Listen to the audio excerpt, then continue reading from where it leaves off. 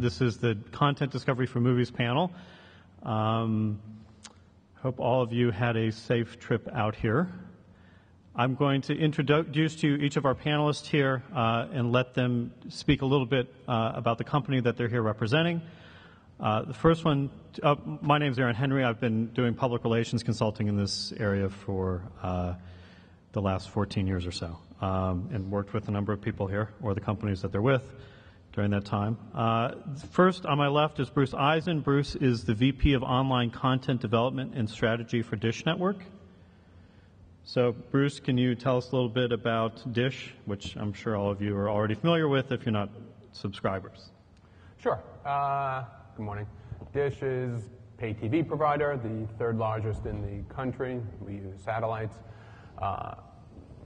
The reason I'm here is the other thing that we have is dishonline.com and related apps, which is our entertainment portal. You can go there and watch movies and TV shows full length. If you're not a Dish sub, there's actually a lot that you can watch. If you are a Dish sub, there's even more that you can watch. It's the TV Everywhere authenticated content. So if you're a Dish sub who subscribes to HBO, you can watch Boardwalk Empire to your heart's content. And similar, we can set your DVR remotely from the site and rent movies to your set-top box. We also have a full range of content on demand that goes across devices, so the set-top box and Dish Online and the apps and so forth, including two different SVOD subscription video on demand products, a movie offering and a kids and family offering that, again, all that's available on a cross-platform basis. And of course, some linear TV shows and movies that come into your TV via the satellites. So that's what we're doing.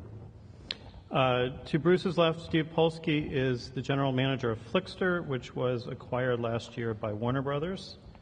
Thanks, Aaron. So, hi, Steve Polsky. And I'll just mention a couple things. So the general manager of Flixster, but Flixster and Rotten Tomatoes are really two entities. I think, I don't know how many of you are familiar with both of those properties, but over the last year and a half, there's been some changes, which I think relevant to this panel, being as part of Warner Brothers. With Flixster in particular, we're really pushing forward on movie discovery, movie ownership, and kind of cloud-based movies, pushing forward the ultraviolet standard around movies, which I think is one topic that'll be kind of interwoven in some of the things we're talking about today. And of course, Rotten Tomatoes, our goal is to be the leading critics' consensus brand in the movies category, helping people discover and make decisions about movies wherever they are. We are actually the leading brand. There you go. So. Right. To Steve's left, Brian Walsh is the manager of digital and on-demand of the digital and on-demand team for Lionsgate. Thanks, Brian Walsh. Lionsgate is the leading independent, forward-thinking movie studio, although it's been mentioned recently that maybe we're one of the majors now with our recent acquisition of Summit and the Hunger Games franchise, so we're really lucky to have some big projects to move out with. But at the same time, Lionsgate kind of started as a very small film company, and they still kind of subscribe to that in a lot of business aspects. Great. And then to Brian's left, John Zelenka is the EVP of Revenue for Digital Smiths. Hi, everybody. For those who aren't familiar with Digital Smiths, we license a set of video discovery technologies, and we believe that those technologies are really addressing a fundamentally pretty big problem in the space. And it's that it's very hard to discover content that you want to see. So we believe that the consumer should really have content presented to them as opposed to having to go out and find the content. So we license a set of discovery technologies to that end. It includes a rich metadata framework, integrated search and recommendations technologies, various social tools, a business rules engine, and this is all delivered through a set of open APIs that we deliver to MSOs, consumer electronics companies, and then the major online services. So we license the technology platform as they develop their UIs to try to always be increasing the personalization and the relevance of their services as folks are trying to discover movie and TV content. Okay, great.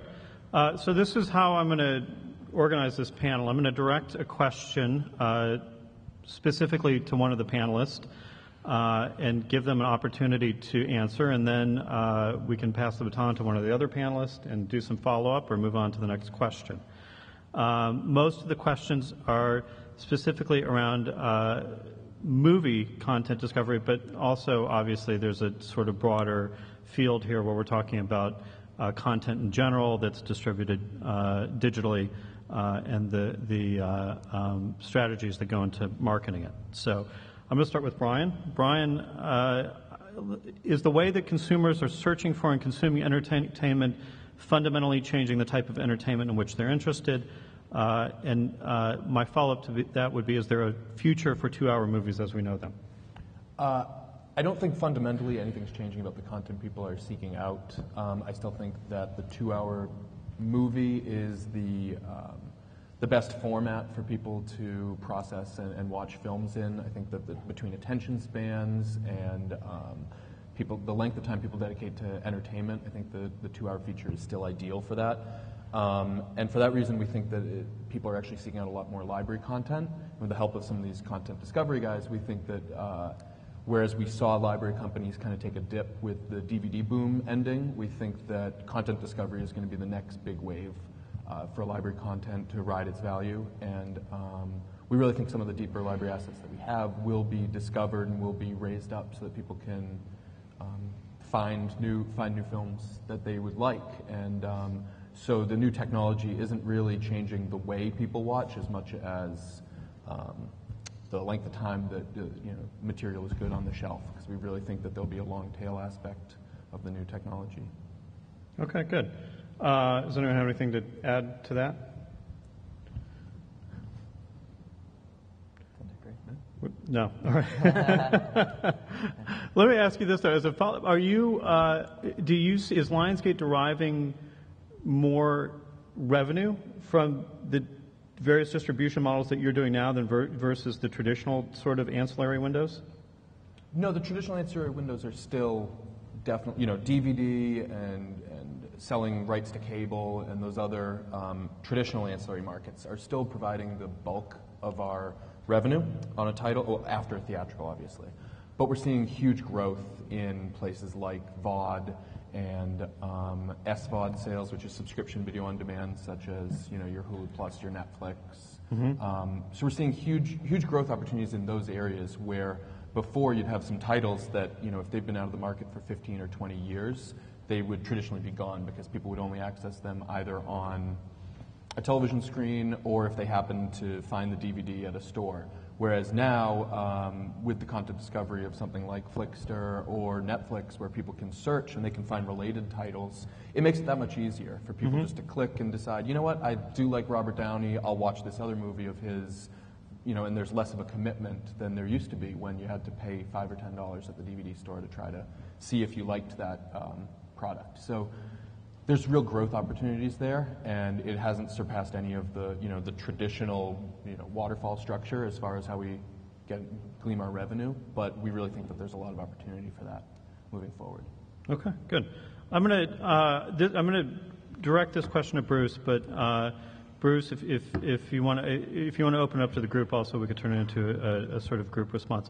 As companies like Google and YouTube are beginning to invest in original content. Is the content from these companies specializing in digital distribution going to threaten the studios and the networks that have traditionally produced and distributed movies and television programming?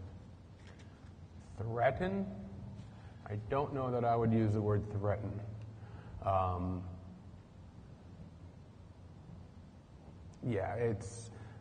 don't know that it's not clear that they're actually producing it themselves, right? They're going to be hiring companies to do it. If you look at the TV networks, for instance, and Modern Family, I believe, it's on ABC, but it's produced by Fox. The studios produce all the TV content. I can easily imagine a scenario where, whether it's Google or Netflix or Hulu, commissioning original content, but being produced by companies whose forte is producing original content. But putting all that aside, even assuming that they don't go that route, currently, it's obviously a very small amount of content that's coming out of the digital distributors that we've just mentioned compared to what's being done in the movie world and the traditional TV world. That'll obviously grow, but I don't think it would threaten the studios and the networks. Okay.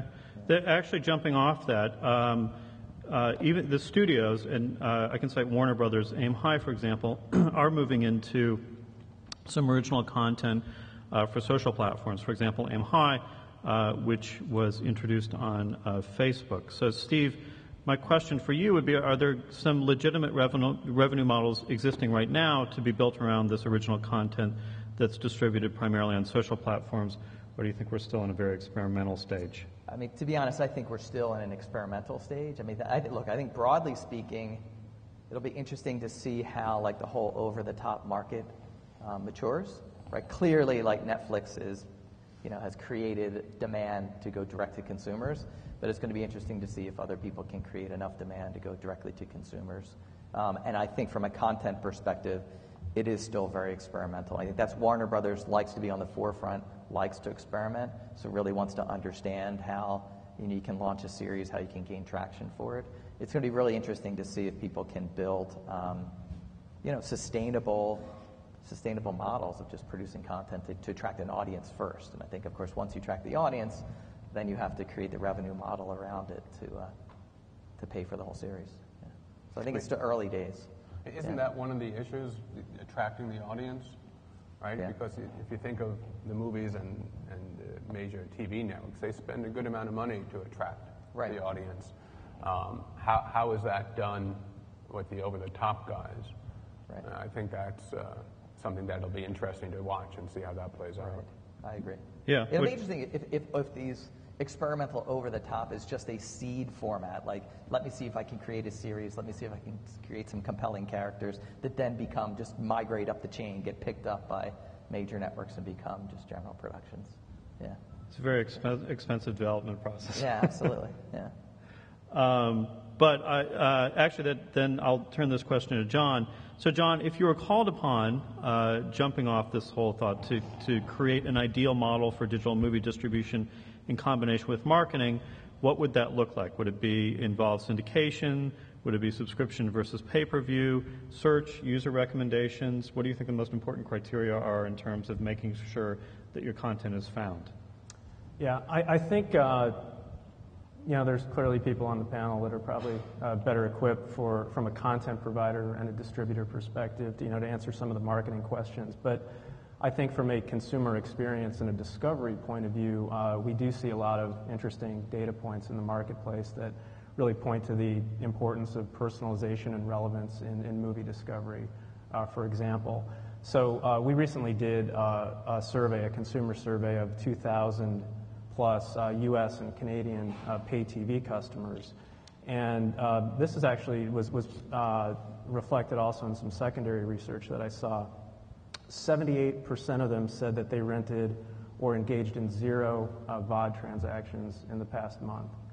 And yet 46% of them also said that they belonged to at least one of the subscription rental services like a Netflix or a Vudu or an Amazon, and each one of them had rented at least one movie or viewed a movie in the past month. And so what I think it points to is really a couple of things. I think, first of all, it does seem that the subscription model definitely has some legs.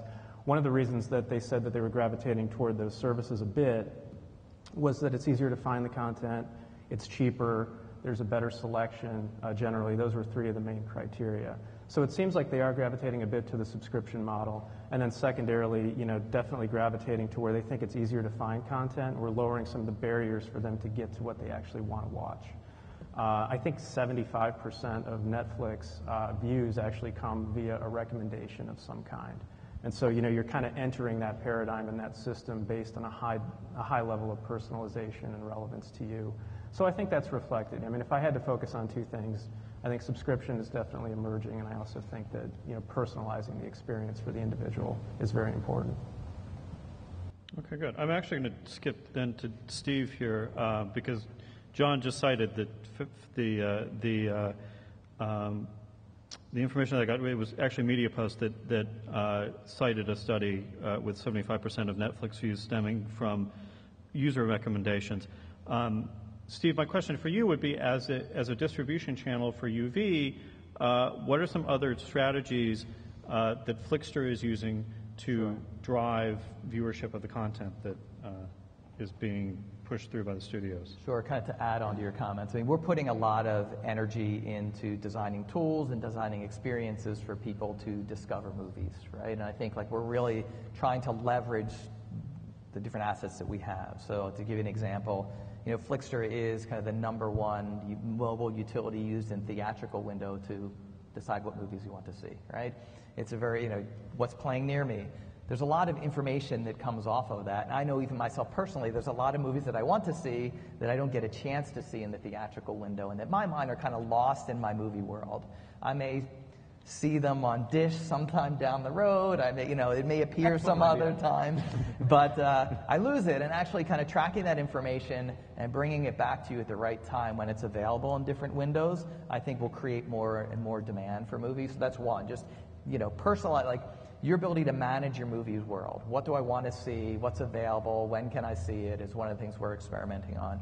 The other thing, you know, we've just launched new tools to help people find content that you want to see. So in a world where you can get content on all different sources and all, you know, SVOD, you know, subscription, just purchase, all that, like, how do you decide what you want to see and where you want to see it?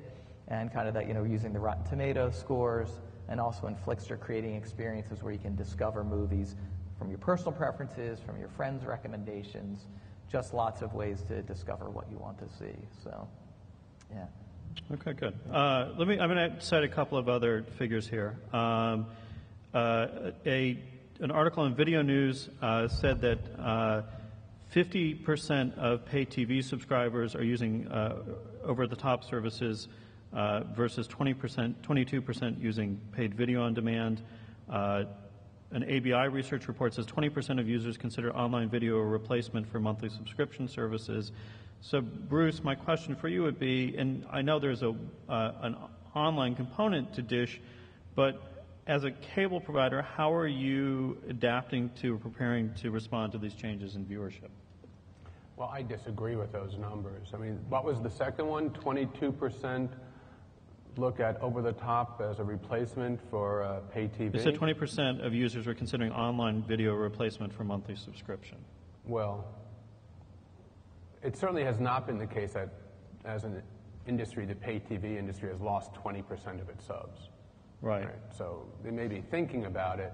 There's a lot of things I think about. But in any event, that's besides the point. To answer your question, what Dish is doing, and in fact I would say the whole pay TV industry, is really looking at the so-called TV Everywhere offering, which is once you're a pay TV subscriber, you have on-demand access, and going forward even linear access to, you know, just a plethora of content, movies and TV shows, where you want, when you want, on all different devices.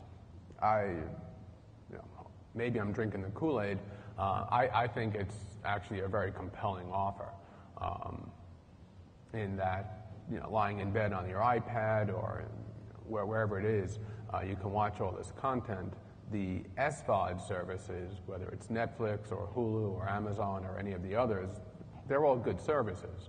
But, you know, by definition, they're very limited in what they can offer. And the definition, of course, is especially on the movie side, just the window, the way Hollywood has the window set up. If you look at Dish has a movie SVOD offering that's only available to Dish subs. We have movies from Paramount and Lionsgate available in a SVOD window prior to anybody else, or certainly no later than anyone else. And that's as a result of the deal that we did with Epix, which has the Paramount and Lionsgate and MGM films. Right, so we're able to get that content in the pay TV window, which is prior to the standard SVOD window. Now, Amazon and Netflix have it as well. But just to give you an example of things that we're doing to augment and react and compete with the different SVOD offerings. In our movie offering, we have content from a number of other TV networks as well that aren't readily available in our competition. So as an industry, I think we're all taking a number of different steps that benefit the consumer, again, to my mind, as a consumer, immensely, and without raising the price for it, right? Because the TV Everywhere content, so far, nobody is paying additional money for, which I think makes sense. So that's my answer. John, you were about to add something. Yeah, I would agree with Bruce. That consumer research that we did backs that up, that it was actually far fewer subscribers that were thinking of actively switching away and totally replacing their pay TV service. I can't remember the exact statistic, but it was more like single digits. It seemed to be more of a factor of revenue attrition, that perhaps the pay TV providers could be keeping and monetizing more on the VOD platform, as opposed to having half of these people go and rent at least one movie per month, or we have one view at one of the other services. But actually far fewer than we even thought on these respondents came back and said that they were thinking of completely cutting and switching and replacing the service. Okay. Well, just to jump in, Yeah. I mean, statistically speaking, if it's 25%, one of us should be a cord cutter up here, and I guess that would be me. I don't have cable. When I started getting into this space, I'm sorry, Ruth. When I started getting into this space, I figured that the easiest way to kind of really figure it all out would be to just dive in and see if can these services be a replacement. Can you go, without the ESPN, the Food Network, and all that stuff? And I found that I can't. My girlfriend, not so much. She is begging me every month to sign back up for cable, and we probably... Smart woman, marry her. We probably will. We probably will sign up. And so, but I found that the two biggest things that it's lacking are a specificity of content, where there are very particular brands and parts of entertainment that we've gotten used to, such as ESPN, such as Food Network, a lot of the Fox stuff that you can't get with any of these other over-the-top services. So I think, and then the second thing was also just the randomness of it. In an on-demand world, you always have to know exactly what you're going to watch, when you're going to watch it, and so there's no one that you just flip on the TV and something's just playing. And a lot of times after a long day of work, you just want to go home and have someone else tell you what's on and what's playing. And I think that's one of the biggest strengths that the MPVD providers give people. And so I think that at first glance, it feels like those services can be a replacement, because you say, hey, they have content and they have content, they must be the same, and one's a much lower price point. But there's a lot of entertainment, the ecosystem that we've gotten used to by the MPVD providers that I think we take for granted. And then once you actually do cut, you realize, oh yeah, I do miss some of that stuff. I do want to go back and have the DVR and the guide and all this kind of stuff. Are you having trouble? It's interesting you say that, because I was actually thinking of giving up my cable myself. But are you having trouble finding specific programming that you become attached to? Like Walking Dead, for example. Tough to find if you're going to... Yeah, I mean, it's available. Unlike Amazon Instant Video has a lot of the stuff. But, once you get to a certain point where if you're loyal to a bunch of these television brands, you're going to start getting at the cost of your cable subscription if you're buying it all. If you have a subscription and you say, well, I like Walking Dead and I like Breaking Bad and I have to watch Mad Men and I have to watch Nurse Jackie, and now I'm just rattling off Lionsgate shows. But if you're going to be watching all those, then you're going to be spending $60, $70 a month in buying the content. And there's still a lot that you're missing without cable. So I think it's a good experiment to try for a while, but I would keep the phone number of your cable company, because you'll probably want to call or them. satellite. Or satellite, yeah, MPVD, we say. John, okay, so let's talk about barriers to consumption then, because we're driving towards that question.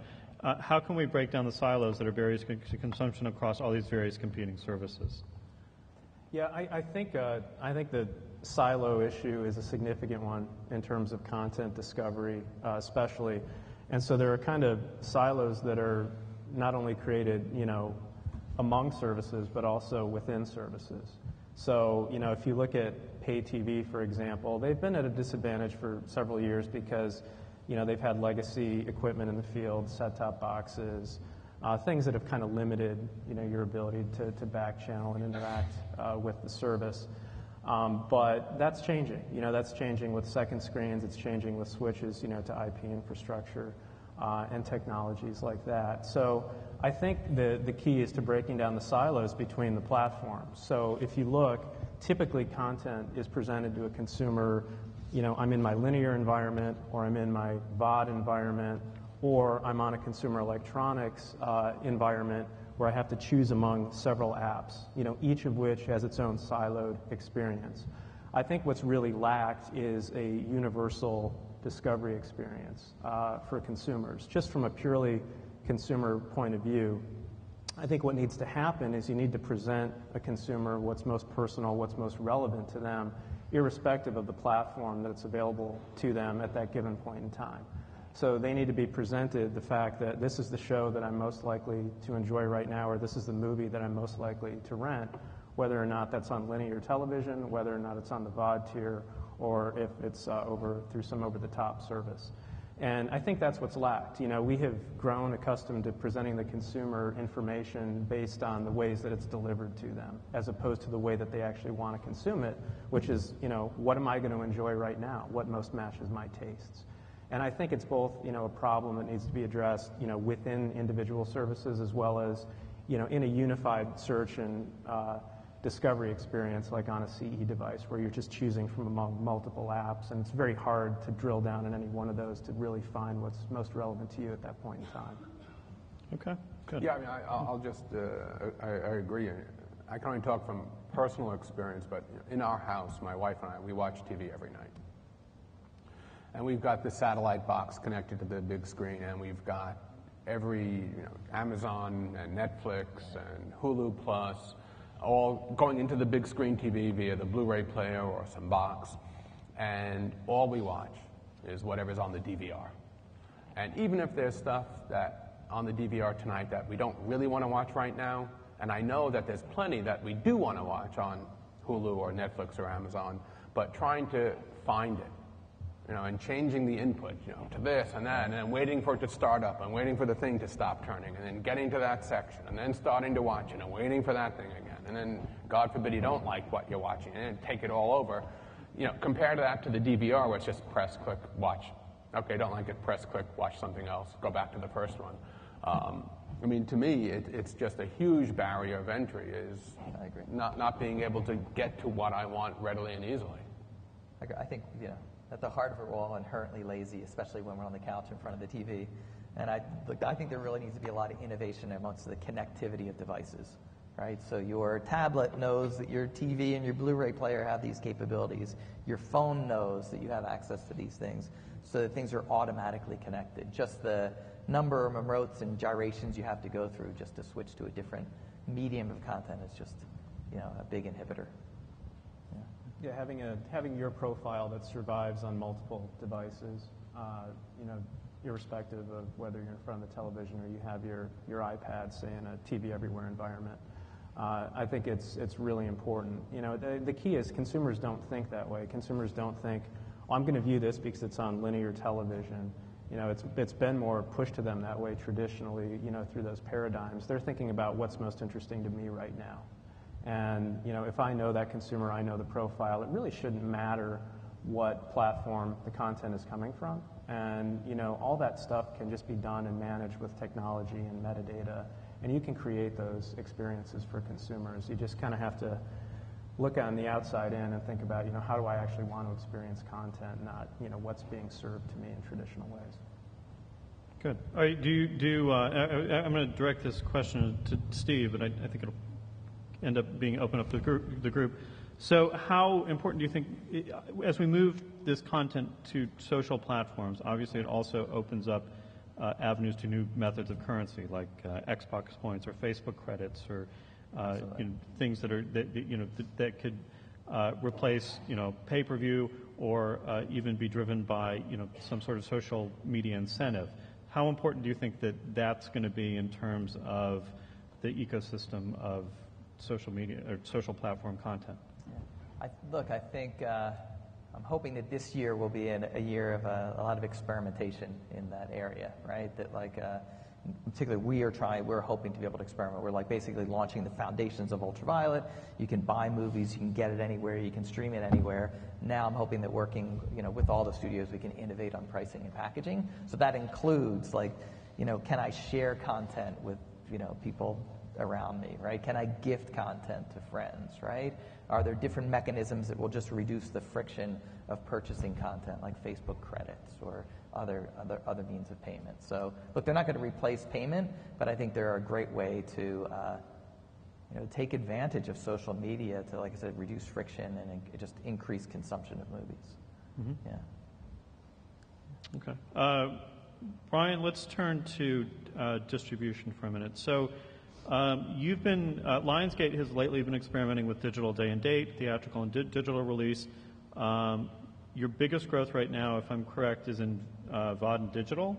Mm-hmm. So what would you say the future role of theatrical releasing is in connecting with audiences? I mean, are we going to move purely to a day and date type pattern, or? No, I don't think so, because I think that inherently people enjoy going out. I think that this conference, part of it is streamed online from what I understand, and still we have all these people in attendance because you like that human interaction. You like going out, whether it's on a date or with a group of friends to see a movie and reacting together with it.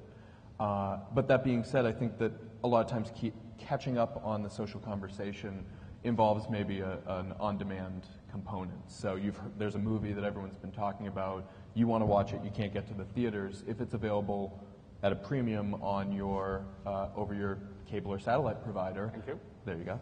I think a lot of people will and have taken advantage of that.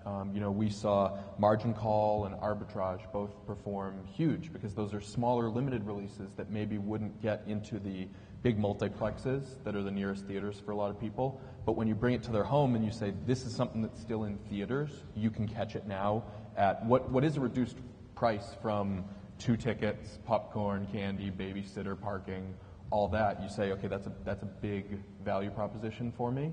I still think that people are going to want to go to the theaters sometimes.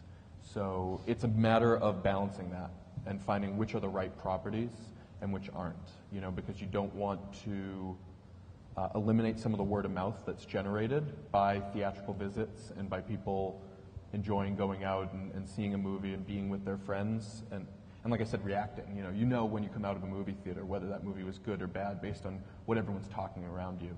And so that kind of helps drive conversation. But I still think that, like you said, VOD is a huge growth opportunity because mm-hmm. it's something new that we haven't really had a chance to play around with before. So we see a lot of future in it. Okay.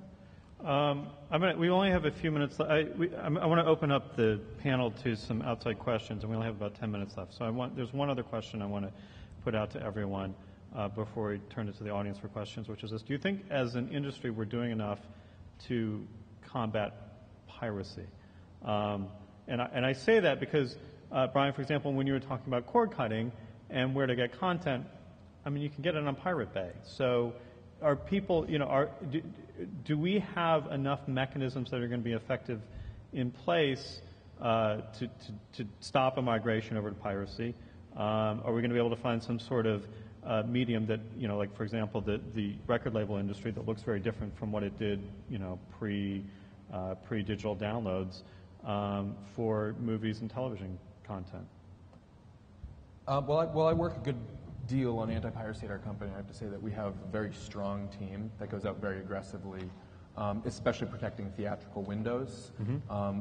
But technological advances have actually made it easier to catch content as it propagates all throughout the life of a product. So whether it's just being released, we kind of have these set checkpoints wherever a product goes in the market between when it's pre-release to when it's released to 60 days post-release to home video, and then into the library windows, that we have these checkpoints where we say, okay, we need to make sure that we're watching it for these places, We'll allow a certain amount of content on YouTube mm-hmm. along the way, because we know whether it's marketing or, clips that are going to go viral that fans are making. We want to allow a lot of give and take, but we want to prevent certain length of content from appearing.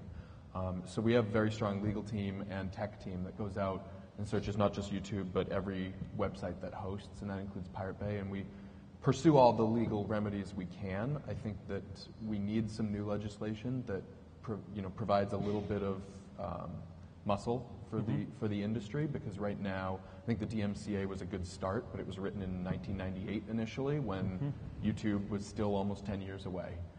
So it's difficult to use that legislation when you're pursuing these anti-piracy goals. But the SOPA Act that was attempted a couple years ago, I think lost the PR battle from the beginning. I think that people initially saw that and just said, this is going to ruin the internet, and it's awful, and Hollywood's being really evil, protecting its content. But I think that instead of throwing the baby out with the bathwater, that we really should have worked on refining that and coming up with a common sense solution that allows us to prevent people from stealing what is I think is one of our country's greatest exports, and kind of protecting some jobs here at home as a result of that. Okay, good. Does anyone have any closing thoughts that you want to voice before I open up the floor to questions? All right, so we've got about 5 minutes here for questions. All I see out there is a blinding sea of light. So raise your hand if you have a question. Let us know who you want to direct it to. Thanks. Yeah, sorry, right there. Thank you. This is kind of in general, and it touches on kind of different areas of each of your companies. What's the role of metadata in providing recommendations, and are you working with studios to provide a consistent markup on content, and how do you see that evolving the discovery of content and driving consumer recommendations? I can jump in on that, definitely. So we provide, a technology layer that includes the search, the recommendations, all the things that help our customers basically design user experiences based on personalization and relevance around. But if you start with that layer, it's kind of like buying the second floor of a house but not having a foundation.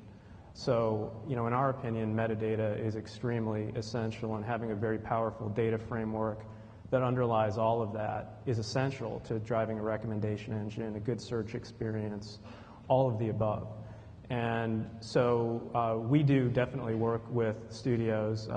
Warner and Paramount are a couple of customers of ours. They license some of our technology to develop that very deep, rich index of metadata for many of their assets. But as important, you need to work with all the other third-party metadata that's out there and be able to build a very robust layer for each customer based on the metadata that's most important to them. And so being able to manage that, integrate it, unify it, and have it be a useful basis for search recommendations technology is key. It's kind of garbage in and garbage out. You can put the best engine on top of bad data, and you're going to get really bad results. Yeah, I agree with that. I think to build metadata is the key to building a great experience, and the state of the world is still about cobbling together like all different sources of data, like normalizing it, matching IDs, and to create a great solution. I think then that's one of the key challenges of offering a great service. Yeah. Okay. Another question? Hello. I'm sorry, wait, am I missing someone? Oh, okay, there. Thanks. I'm just wondering if you've seen the dial move at all with TV Everywhere, et cetera, on the DRM side.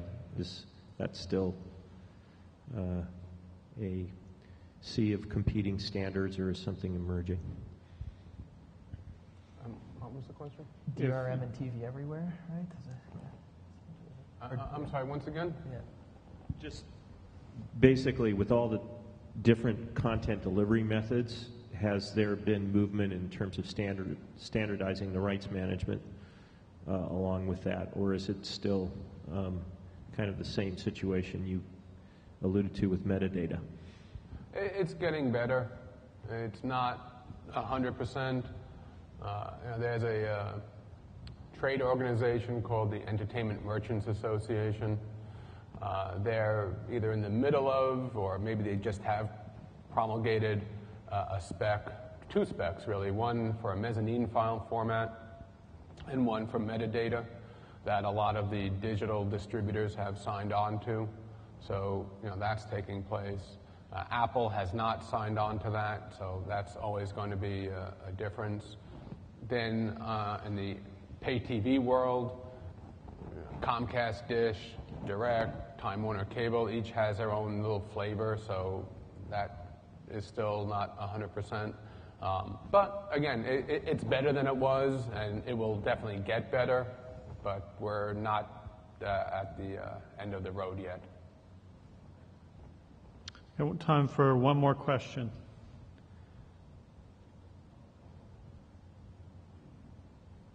You must have answered it all. I'm sorry. That's. I think we addressed everything there was that could be asked. All right. Thank you, all of you, for coming here. I hope you have a great event, and we will, I guess, see you soon. Thanks. Thank you. And thank you to all of our panelists. We give them a round of applause.